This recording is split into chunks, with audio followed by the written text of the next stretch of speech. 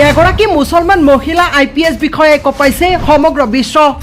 14 বছৰ বয়সত পিতৃক হেৰুৱাই জীৱন সংগ্ৰামত নামিছিল IPS বিষয়াগৰাকী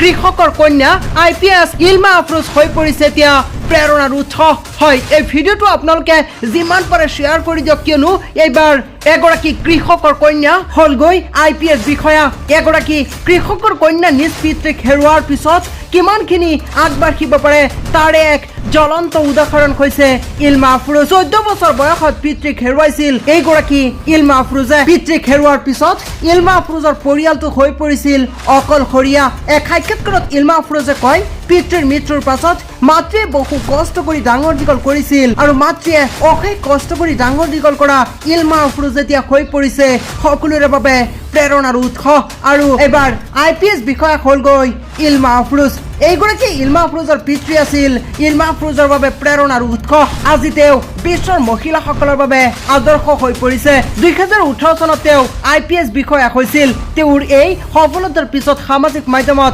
ব্যাপক চৰ্চিত হৈ পৰিছিল ইলমা আফৰোজৰ জীৱন কাহিনী